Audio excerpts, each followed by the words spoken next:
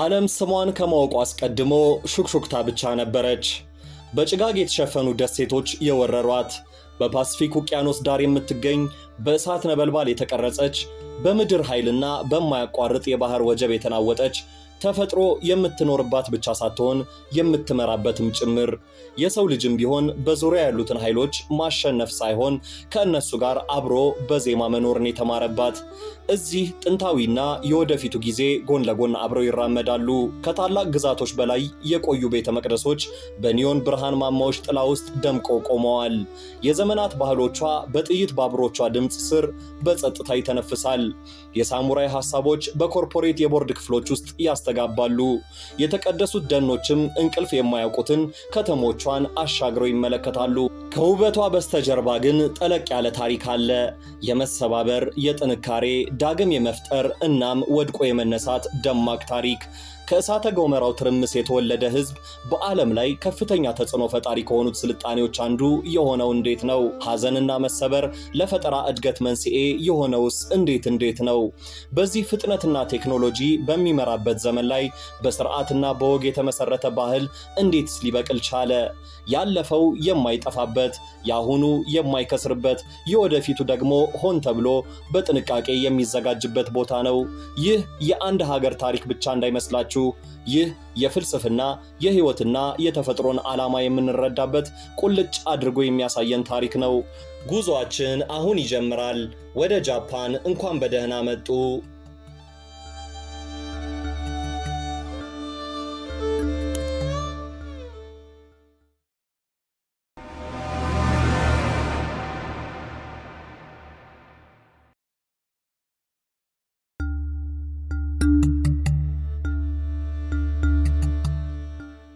ከሰሜናዊ በረዷማ ሆካይዶ እስከ ወይና ደጋማዋ ኦኪናዋ ድረስ በተንሰራፉት ደሴቶች መካከል የምትገኘው የፓሲፊኳ እንቁ ጃፓን።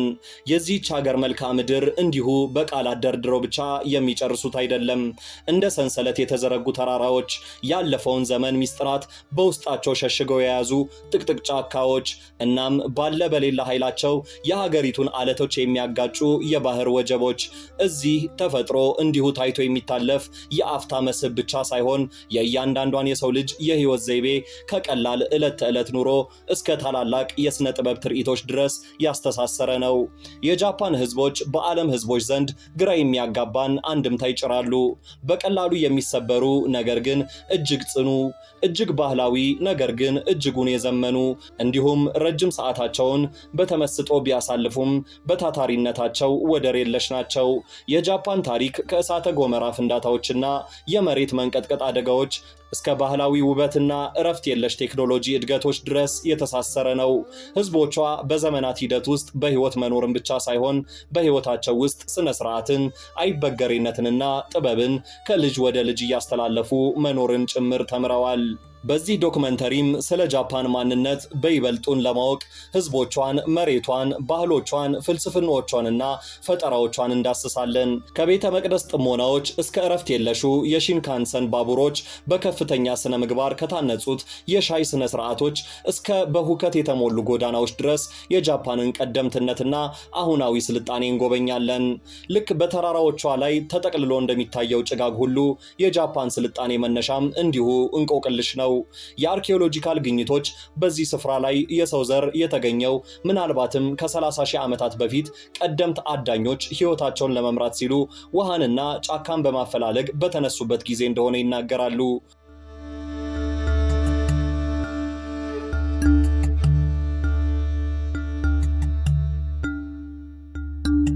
ከክርስቶስ ልደት በፊት በ14,000 ዓመተ ዓለም የሚጀምረው የጆሞን ፔሬድም ውስብስብ የሸክላ ስራዎችንና ስነ ጥበባዊ ስራዎችን በመስራት ከተፈጥሮ ጋር በእጅጉ የተቆራኘ አንድ ማህበረሰብ እንደነበር ይገልጻል።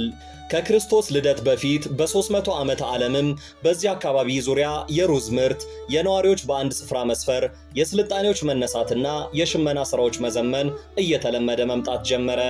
በዚያን ወቅትም ለአሁኗ ጃፓን መኖር መሰረት ሊጥሉ የቻሉት በቡዲዝም፣ በኮንፊሽያን ፍልስፍናና በቻይንኛ ጽሑፎች በኩል የመጡት የእስያ ምድሮች ተጽዕኖ ነበር። በተጨማሪም የጃፓን ታሪክ በብቸኝነትና በመለዋወጥ መካከል የተፈተነም ጭምር ነበር። ምንም እንኳን በመልክዓ ምድራዊ አቀማመጧ ከሌሎች ጎረቤት ሀገሮች ብትነጠልም ነገር ግን ለውጭ ሀገራት ክፍት ሆና የቆየችባቸው ጊዜያት ጥልቅ የሆነ ለውጥን ሊያመጡላት ችለዋል።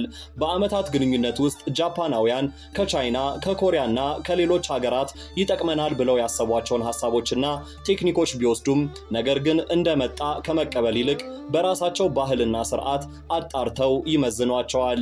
ይህም ውጪውንና ውስጡን ባህላዊውና ዘመናዊውን አመዛዝነው ራሳቸውን መስለውና ሆነው የሚኖሩ ትውልዶችን ለመፍጠር ረድቷቸዋል።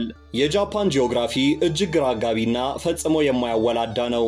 የሀገሪቱ 70% የሚሆነው ክፍል የተሸፈነው በተራራና በአክቲቭ ቮልካኖ ስፍራዎች ሲሆን በተጨማሪም የምትገኘው አራቱ ቴክቶኒክ ፕሌቶች የሚገጣጠሙበት ስፍራዎች ላይ በመሆኑ በሀገሪቱ የምድር መንቀጥቀጥ፣ ሱናሚና የእሳተ ገሞራ ፍንዳታዎች የተለመዱ ክስተቶች ሊሆኑ ችለዋል። ነገር ግን እነዚህ የተፈጥሮ ክስተቶች በሀገሪቱ ያመጡት ራስን የማትረፍ መንገዶችን ብቻ ሳይሆን ባህላዊ እሴቶችንም ጭምር ነበር። ጃፓኖች ተፈጥሮን የሚቀርቡት በተራ አድናቆት አሊያም አምባገነንነት ሳይሆን በጥልቅ ትኩረትና ቀረቤታም ጭምር ነው። ጫካዎች፣ ወንዞችና የባህር ዳርቻዎች ይጠናሉ፣ ይከበራሉ፣ ብሎም ከዕለት ተዕለት ሕይወት ጋር ይጸጋበራሉ። ተንሸራታች በሮችና ከፍ ያሉ ወለሎችን የሚያዘወትሩት ባህላዊ የምህንድስና ጥበቦቻቸው የወቅቶችን መለዋወጥ ያከበሩና የመሬት መንቀጥቀጥ አደጋዎችን የሚከላከሉ ናቸው። አትክልቶች የተፈጥሮ ተለዋዋጭነት በግልጽ እንዲያሳዩ ተደርገው በጥንቃቄ ይከረከማሉ። ዋቢ ሳቢ ተብለው የሚጠሩት ያልተጠናቀቁና ጊዜያዊ የሆኑ ቅርጾችም ሕይወትን የሚያዩበት ሌላኛው የፍልስፍና እይታ ነው። ይህ ጥልቅ የሆነ የሥነ ምህዳር ዕውቀትም ለጽናታቸው ዋነኛ ምክንያት ተደርጎ ይጠቀሳል። የዚያ ሀገር ማህበረሰብ በሀገሪቱ ላይ ሊመጡ ስለሚችሉ እያንዳንዱ ችግሮች ትውልዶቻቸውን ሰብስበው መግለጫ የሚሰጡ ሲሆን ይህም በእንዲህ አይነት ተፈጥሮ ራሷን በምትለዋወጥበት ምድር ውስጥ ሕይወትን በጽናት መቀጠል እንደሚቻል የሚያሳይ ነው። እንዲህ ያለው ዕውቀት በአንድ ስፍራ ላይ መኖር ብቻ ሳይሆን ስነ ምግባርን፣ ትዕግስትን፣ ትኩረትንና ጥልቅ የሆነ የኃላፊነት ስሜትን እርስ በርስ ይፈጥራል። ከጥንት ጊዜያት ጀምሮ የጃፓናውያን ባህል በሚስጥራዊነቱና ለስነ ስርዓታቸው ባላቸው ጥልቅ የሆነ አክብሮት ይታወቃል።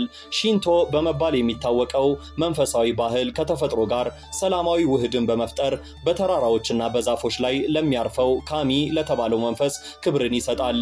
በ6ኛው ክፍለ ዘመን የተዋወቀው ቡዲዝምም በስቃይ በአሳቢነትና በዘላለማዊነት ላይ የተለያዩ ጽንሰ ሐሳቦችን በማፍለቅ ለጃፓን ፍልስፍና ጥልቅ የሆነ መሰረትን ሊጥል ችሏል። የዚህ መንፈሳዊ ስርዓት ውህድ በውስጣዊ እይታና በምልከታ ዙሪያ ያለውን የዓለም ህዝቦች እይታን እስከ ወዲያኛው ለውጧል። እያንዳንዱ ጥቃቅን ውሳኔዎች ማህበረሰብንና ትውልድን እንደሚቀርጹ ያውቃሉና እዚህ ህይወት እንዲሁ የዋዛ ጨዋታ ሳትሆን በጥንቃቄ የሚራመዷት መስመር ናት። እያንዳንዱ የጥበብ የሸክላና የምህንድስና ውጤቶቻቸው ህይወትን ምን ያክል ቀለል አድርገው መኖር እንደሚፈልጉ ያሳብቅባቸዋል። አንዲት የምትወድቅ የቅጠል ዘለላ በአንድ ኩሬ ውስጥ የምትገባ ቅንጣት ውሃና በመቅደሳቸው እልፍ ስትሉ በአፍንጫችሁ ውልብ የሚለው የዕጣን ሽታ ጃፓኖች ከተፈጥሮ ጋር ላላቸው ቁርኝነት ዋና ምሳሌዎች ናቸው።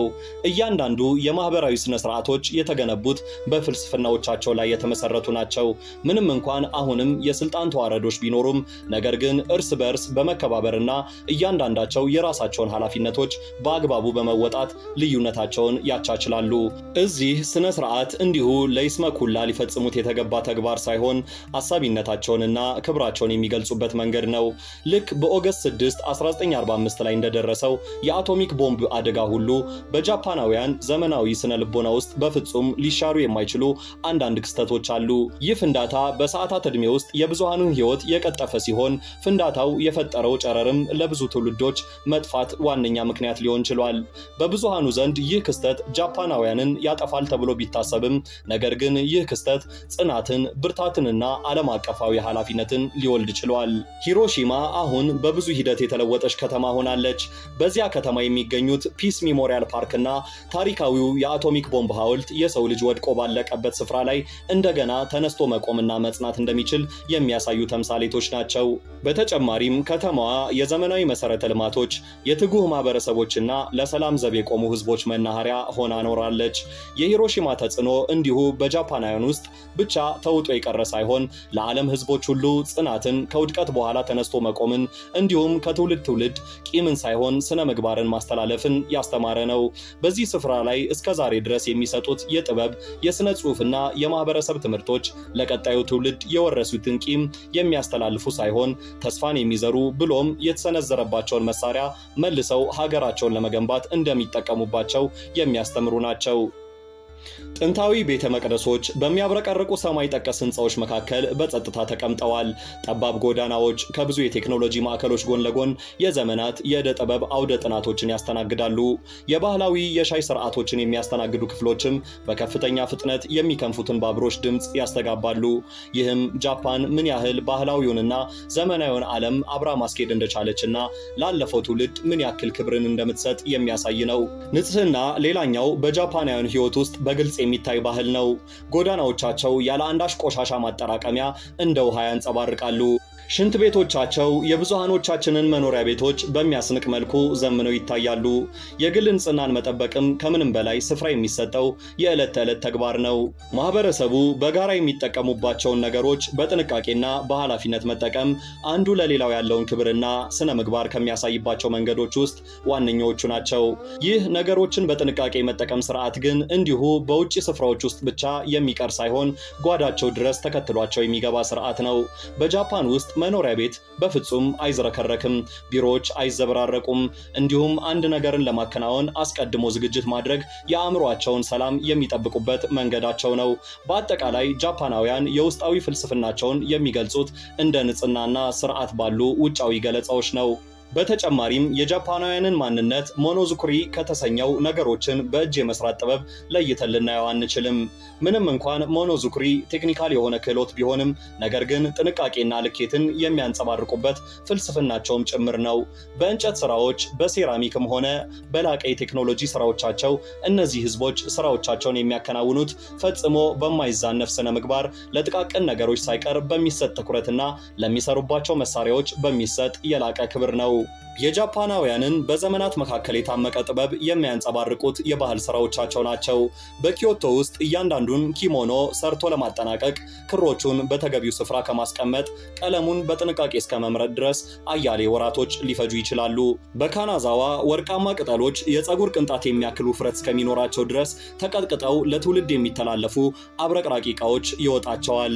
ጃፓናውያን ይህንን ጠንካራ የሥራ ባህል የሚተገብሩት የእጅ ሥራዎቻቸው ላይ ብቻ ሳይሆን በኢንዱስትሪዎቻቸውም ላይ ጭምር ነው። የቶዮታ ካይዘን ሜቶዶሎጂ ትኩረቱን የሚያደርገው በጭማሪ ማሻሻያዎች፣ በሰራተኞች ግንኙነትና ከምንም በላይ በምርቶች ጥራት ላይ ነው። ይህ የእጅ ሥራዎች ፍልስፍና ከጥቅምና ከባህል ባለፈ የሥነ ምግባር ግዴታም ጭምር ነው። እዚህ ምርቶች የሚሰሩት እንዲጸኑ፣ በታማኝነት እንዲያገለግሉና ፈጣሪዎቻቸውንም ሆነ ተጠቃሚዎቻቸውን እንዲያከብሩ ተደርገው ነው። ጃፓናውያን ምርቶቻቸውን የሚጠቀሙት ከተፈጥሮና ከማህበረሰቡ ጋር ንግግርን ለማድረግ ነው። ዕቃዎች ይከበራሉ፣ ሰዓት እጅጉን ይከበራል። እንዲሁም ነገሮችን መፍጠር ከምንም በላይ ዋጋ የሚሰጠው ተግባር ነው። ቋንቋ በጃፓን ውስጥ እርስ በርሳቸው ያላቸውን መግባባት የሚያንጸባርቁበት ውስብስብ የሆነ የአውድ ጽሑፋዊ ግንዛቤ ስርዓት ነው። የጃፓን ቋንቋ በልዩ ቃላት ምርጫዎች የታጨቀና ስነ ምግባርን፣ ቤተሰባዊነትንና አክብሮትን በእያንዳንዱ ቃላቶቻቸው ውስጥ ባነገቡ አረፍተ ነገሮች የተሞላ ነው። ስነ ምግባር በእያንዳንዱ ቃላቶቻቸው ውስጥ ተቀምሯል። ልክ ትህትናንና ክብርን እንደተላበሱት ቃላቶቻቸው ዝምታቸውም ክብራቸውንና ትኩረታቸውን የሚያሳዩበት መንገዳቸው ነው። ቃላትን የማይሹ ድርጊቶቻቸው፣ የእጅ እንቅስቃሴዎቻቸውና የአይን ምልከታዎቻቸው አክብሮትን ከተላበሱ ቃላቶቻቸው ጋር በማዋሃድ የተራቀቀ የንግግር ስርዓትን ይፈጥሩላቸዋል። ይህ የቋንቋ ረቂቅነት ሰፋ ያሉ ባህላዊ እሴቶችን ያሳያል። ቀጥተኛ ያልሆነ ግንኙነት ስምምነትን ያጎለብታልና ግጭትን ይቀንሳል ብሎም በግንኙነት ውስጥ ያለውን ሚዛን ለመጠበቅ ሲባል የሥነ ምግባር አስፈላጊነትን ያንጸባርቃል። በተጨማሪም ከአፋቸው ቃል ማውጣት ሳያስፈልጋቸው በሚግባቡበት ወቅት አንዱ የአንዱን ስሜትና እንቅስቃሴ እንዲሁም ሐሳብ ለማጥናት ጊዜ ያገኛሉና የበለጠ ቅርርባቸውን የማጠናከር ዕድል ያገኛሉ። ይህም የንግግር ባህላቸውን በቢዝነስ በዲፕሎማሲና በዕለት ተዕለት ሕይወታቸው ውስጥ ግንኙነታቸውን የሚያጎለብትላቸው ዋነኛ ድልድይና መንገድም ጭምር ነው።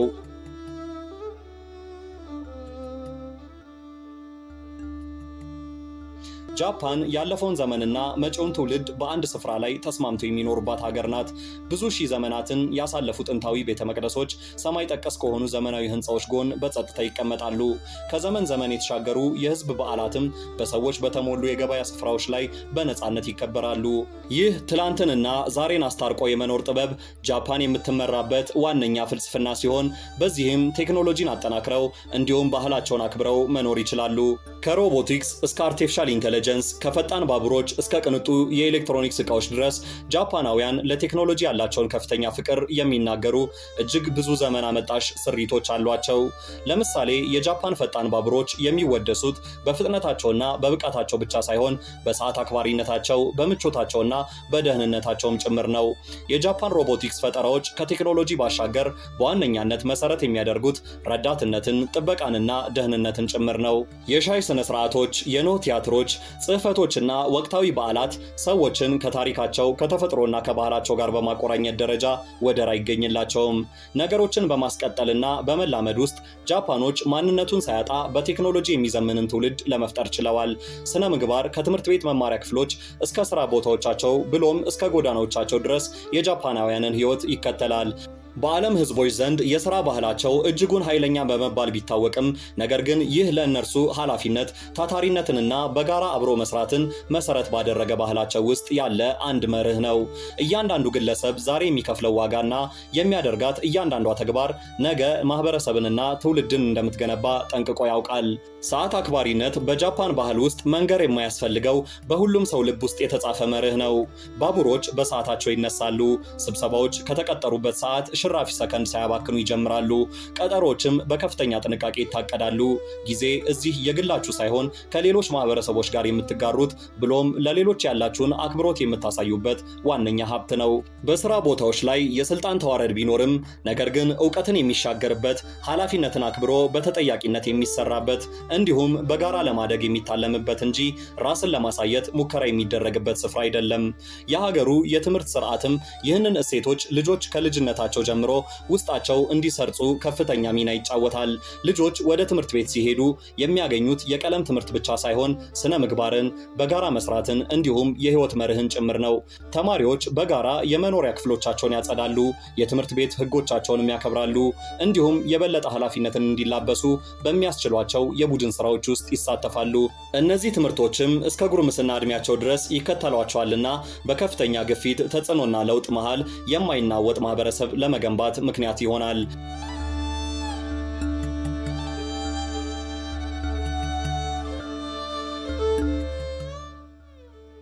ዋሾኩ የተባለው የጃፓኖች የምግብ ስርዓት ከሆድ መብልነት ባለፈም በሳህን ላይ የተቀመጠ ፍልስፍና ነው። በወቅቶች በተፈጥሮ ሚዛንና በባህሎች ላይ የተመሰረተው ይህ የምግብ ስርዓት በቀጥታ የሚወክለው በሰዎችና በተፈጥሮ መካከል ያለውን ንግግር ነው። ለዚህ የምግብ ስርዓት የሚሆኑ የምግብ ግብዓቶችም ከአንድ ወቅት ወደ ሌላው ወቅት ልዩነት አላቸው። በጸደይ የባምቡ ቀንበጦች፣ በበልግ ወቅት የማትሱኬ መሽሩሞች፣ በበጋም ስኳር ድንቾችን የሚያዘወትሩ ሲሆን እያንዳንዱ ማዕድ የወቅቶች መፈራረቅን፣ ለተፈጥሮ ያላቸውን ጥልቅ አክብሮትና አድናቆት የሚገልጡ ናቸው። ደግሞም ለምግቦቻቸው አሰራሮች የሚጨነቁትን ያክል ለአቀራረባቸውም አጥብቆ ይጨነቃሉ። በጎድጓዳ ሳህን የሚያቀርቡት የሚሶ ሾርባ፣ በሳህን የሚቀርበው ሳሻሚ እንዲሁም በጥንቃቄ የሚደረደረው ቤንቶ ምግብ የማዕድ ብቻ ሳይሆን የጥበብ ትርኢቱም ጭምር እንደሆነ ማሳያ ናቸው። ምግቡን የሚያበስሉበት ስርዓት በራሱም ጥልቅ የሆነ ተፈጥሮንና ጥንቃቄን በአንድ ላይ አጣምሮ የሚይዝ ገጽታ አለው።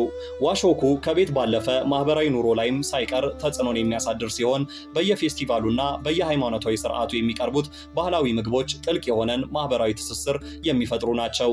በዚህም የተነሳ የጃፓኖች ጠረጴዛ ምግብን ብቻ ሳይሆን ምስጋናን፣ ትኩረትንና ስምምነትን በአንድ ላይ አሰናድቶ ያቀርባል። ፌስቲቫሎች ወይም ማትሱሪዎች ለጃፓን ባህልና መንፈሳዊ ህይወት የልብ ምቶች ናቸው። እነዚህ በዓላት የወቅቶችን መለዋወጥ እንዲሁም ታሪካዊ ክስተቶችን የሚያወሱ በመሆናቸው ከሆካኢዶ የበረዶ መንሸራተት ፌስቲቫል ጀምሮ እስከ ኪዮቶ ጊዮን ማትሱሪ ድረስ ሙዚቃን፣ ጭፈራን፣ ስርዓት ስርዓቶችንና የጥበብ ስራዎችን በማዋሃድ በድምቀት ይከበራሉ። በእነዚህ ፌስቲቫሎች ውስጥ ወጣቶች ስለ ባህሎቻቸውና በፌስቲቫል ውስጥ ስላላቸው ድርሻዎች ከታላላቆቻቸው የሚማሩ ሲሆን ይህም ለዘመናት ያክል ባህላቸው ጸንቶ ለመቆየቱ ምክንያት ሊሆን ችሏል። በእነዚህ ፌስቲቫሎች ውስጥ ጥልቅ የሆኑ የሃይማኖታዊና የመስዋዕት ስርዓቶች የሚከናወኑ ሲሆን በዚህም የእነዚህ የበዓላት ተሳታፊዎች ታሪካቸውን፣ ተፈጥሮንና ማህበራዊ እሴቶቻቸውን የሚያከብሩባቸው እድሎችን ያገኛሉ ማለት ነው። ምንም እንኳን የጃፓን ፌስቲቫሎች በሰዎች የታጨቁ ቢሆኑም ነገር ግን መቼም ቢሆን በደስታ ውስጥ እንኳን ስነ ምግባራዊ እሴቶቻቸውን መርሳት እንደሌለባቸው ያስታውሳሉ። በታታሚ ወለሎች፣ በተንሸራታች ሾጂ በሮችና በባህላዊ እሴቶች የተንቆጠቆጠው የጃፓኖች ኪነ ህንፃ በዘመናት መካከል የወቅቶችን የክስተቶችንና የቤተሰብ ቁጥር መለወጦችን እንዲችሉ ተደርገው የተሰሩ ናቸው። በውጫቸው በኩል የሚያሳምሯቸው የአትክልት ስፍራዎቻቸውም ከተፈጥሯዊ ብርሃኖቻቸውና ከነፋሶቻቸው ጋር በማዋሃድ እጅግ ውብ ገጽታን ይሰጧቸዋል። ምንም እንኳን በአሁን ሰዓት ጃፓን በቴክኖሎጂ የበለጸገች ሀገር ብትሆንም ነገር ግን አሁንም ድረስ የከተማ መሐንዲሶቿ ይህንን ባህላዊ የኪነ ህንፃ ጥበብ ከዘመናዊ ጋር በማዋሃድ ይጠቀማሉ። ዘመናዊ ሰማይ ጠቀስ ህንፃዎችም የቀድሞውን ባህል ለማስቀጠል ሲሉ እነዚህን ባህላዊ መሳሪያዎች፣ አረንጓዴ ስፍራዎችና ተፈጥሯዊ ማስዋቢያዎችን ይጠቀማሉ። የመኖሪያ ቤቶች ግላዊነታቸውን ሳይለቁ የጋራ ሊያደርጉ የሚችሉ እሴቶችን በውስጣቸው ይይዛሉ። እንደ ፓርክ፣ ፕላዛዎችና የመጓጓዣ ስፍራዎች ላይ ያሉ የጋራ መጠቀሚያዎቻቸውንም ተደራሽነታቸውን በተቻለ መጠን ለሁሉም እንዲሆን ታስበውና ታልመው ይሰራሉ። በአጠቃላይ አርኪቴክቸር በጃፓን ውስጥ የሥራ መስክ ብቻ ሳይሆን ፍልስፍናንና ማህበራዊ ኃላፊነትም ጭምር ነው። ምንም እንኳን ጃፓን በዓለማችን ላይ በፍጥነት እያረጁ ያሉ ሰዎችን በውስጧ ብታቅፍም ነገር ግን ለዘመናት የሚሸጋገር ማህበራዊ ሞዴልን በመቅረጽ ቸው ምክንያት ይህንን እንደ እድል እንጂ እንደ ችግር አይቆጥሩትም። የዚህ እሳቤ ማዕከል የሆነውም ኢካጋዩ የተሰኘው ፍልስፍና ሲሆን ይህን ፍልስፍና በውስጡ የሚይዘው ምኞትን፣ መስጠትን፣ ማህበራዊ አስተዋጽኦንና ግላዊ እርካታን ጭምር ነው።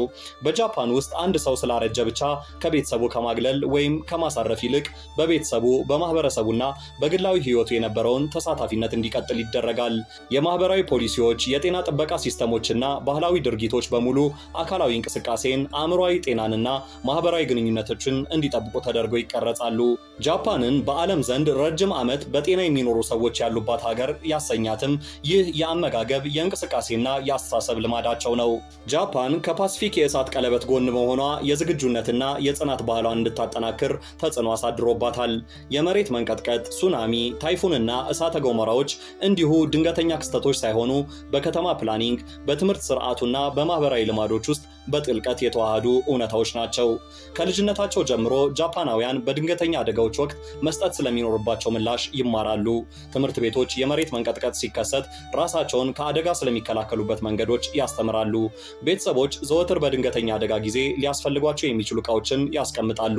ይህም መንገድ ማህበረሰቡ እድሉን አምኖ ከመቀበል ይልቅ ራሱን ተከላክሎ የሚያተርፍበትን መንገዶች ሲያስተምር ቆይቷል። በሀገሪቱ የሚሰሩ መሰረተ ልማቶችም ለዚህ ጉዳይ ምስክሮች ናቸው። ህንፃዎች ገና ከጅምሩ የመሬት መንቀጥቀጥ እንዲቋቋሙ ተደርገው ድልድዮችና ዋሻዎች ተሰርቶላቸውና አደጋ ከመምጣቱ በፊት ቀድሞ ማስጠንቀቂያ ሊሰጡ የሚችሉ ማሽኖች ተገጥሞላቸው ይገነባሉ። ከእነዚህ አካላዊ ዝግጅቶች ይበልጥ ይህንን ህዝብ አጽንቶ ያቆየው አእምሯዊ ዝግጁነቱ ሲሆን ይህም የስነ ልቦና ዝግጁነት የሚዘራው በጋራ ትብብርና በዘመናት መካከል በሚደረግ የታሪክ ትምህርት ነው። በጃፓን ውስጥ ተርፎ ትውልድን ማስቀጠል አማራጭ ሳይሆን ግዴታም ጭምር ነው። ዋ በመባል የሚታወቀው ማህበራዊ ኑሮ የግጭት ወይም የጸብ አለመኖር ብቻ ሳይሆን በአዎንታዊ መንገድ ተስማምቶና ተከባብሮ ኑሮን መግፋት ማለት ነው። ይህ ስርዓትም ሰዎች በስራ ቦታዎቻቸው፣ በትምህርት ቤቶቻቸው፣ በጉርብትናዎቻቸውና በቤተሰቦቻቸው መካከል ያላቸውን ባህሪ የሚገራ ሲሆን በተጨማሪም ሰዎች ከግል ጥቅም ይልቅ የጋራ ደህንነትንና ወዳጅነትን እንዲያስቀድሙ ያደርጋቸዋል። ይህ ስነ ምግባራቸውም ከነዚህ ስፍራዎች በተጨማሪ በግጭት አፈታታቸውም ውስጥ ጭምር ይታያል።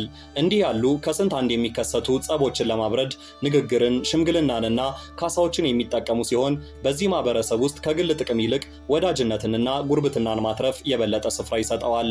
ምንም እንኳን ዘወትር በተፈጥሯዊ አደጋ ስጋት ውስጥ ብትሆንም ነገር ግን በዚህ ዘመን ተሻጋሪ ትህትናና ስነ ምግባር ውስጥም ጃፓን ጽናትንና በዓለም ህዝቦች ዘንድ አንቱታን የሚያስገኝ ክብርን ልትጎናጸፍ ችላለች።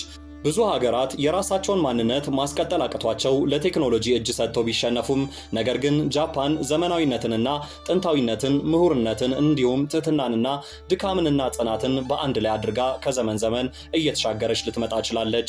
እስካሁን ያየናቸው የእጅ ስራዎች፣ ቋንቋ፣ ባህል፣ ፈጠራዎች፣ ስነ ምግባር፣ የምግብ ስርዓት፣ ፌስቲቫሎች፣ ኪነ ህንፃ፣ ማህበራዊ ኑሮ፣ ዘመን ተሻጋሪነትና ዝግጁነት አንዱ ከአንዱ ጋር ጥብቅ ትስስር ያላቸው ናቸው።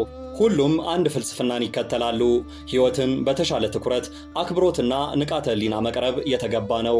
የጃፓን ታሪክ ልዩነትን ወደ ዕድል፣ ስነ ስርዓቶችን ወደ እሳቤዎች፣ ስራን ወደ ስነ ምግባር እንዲሁም የዕለት ተዕለት ህይወትን ወደ ጥበባዊ ትርኢት የቀየረ መድረክ ነው። ይህ የጽናት የዓላማና የአብሮ መኖር ትምህርት ከመልክዓ ምድርና ከታሪክ ባለፈ መላው የሰው ልጆች ህይወትን በምን መንገድ መቅረብ እንዳለባቸው በጥንቃቄ ያስተምራል። ፀሐይዋ በእነዚያ ተራራዎች፣ ወንዞችና ከተሞች ላይ ስትወጣ ኋላውን ያከበረ ዛሬው ላይ የዘመነ ነገውንም የሚሰራ ትውልድን አድምቃ ታሳያለች። የጃፓን መንፈስ የግንዛቤ የጥበቃና ጸንቶ የመቆየት ኃይል ምስክር ነው። ይህ ትውልድም ተፈጥሮ የሰጠችውን ችግር ችላ ከማለት ይልቅ በስነ ምግባር በፈጠራና ለህይወት ራሷ በሚሰጥ ጥልቅ ክብር እየተገፋ መኖሩን ይቀጥላል። ለዛሬ ያዝንላችሁ ታሪክ ይህንን ይመስል ነበር። ታሪኩን ከወደዳችሁት ላይክና ሼር ማድረግ እንዳይረሳ። እንዲሁም በቀጣይ በሌላ መሳጭና ተወዳጅ ታሪክ እስከምንገናኝ ሰብስክራይብ እያደረጋችሁ ቤተሰብ ሆናችሁ አብራችሁ እንድትቆዩ በትህትና እንጠይቃለን። ሰላም ቆዩን።